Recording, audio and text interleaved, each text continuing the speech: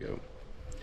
Well, got on the old Facebook scammer place last night and got a hold of a few things. Found something I've been looking for about 8 years.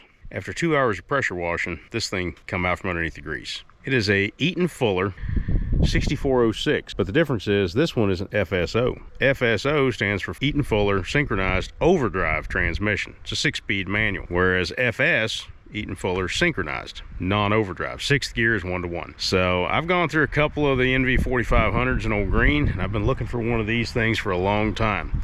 Cummins Forum had a guy named Chancey on there out of New Mexico, and he converted over to one of these pigs a long time ago. And it's quite an in-depth thing to do, but finally after 8 years I found one.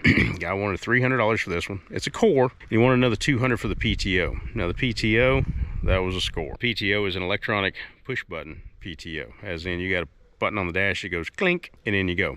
None of these big cables and everything else pulling up out of the floorboard and so on. So that PTO, yeah, if you had to go source it somewhere, probably $1,000, $2,000, $1,500, somewhere in there. This guy right here, yeah, you're looking at about $3,000 to try to find one, and another $500 core charge somewhere. So yeah, it munched up an input shaft bearing, and I fished a bunch of pieces out of it a little while ago. I'll show you here in a second. But overall, yeah, pretty big, pretty good deal.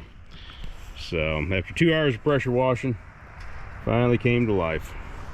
So down here on the tag, you can see that it'll actually has stamped in there FSO. So if you're looking for one of these, that's what you're looking for. There's a 5406, there's an 8406, 7206. There's a whole plethora of these things.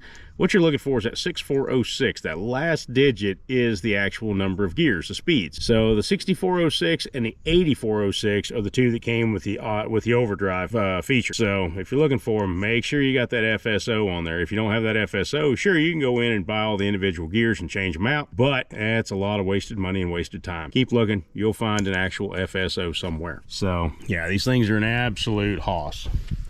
This input shaft twice what the 4500 is, and this one's rocking up and down pretty good.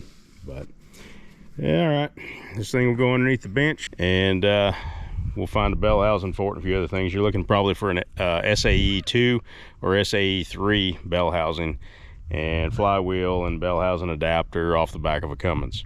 All right, here's a quick shot of that PTO.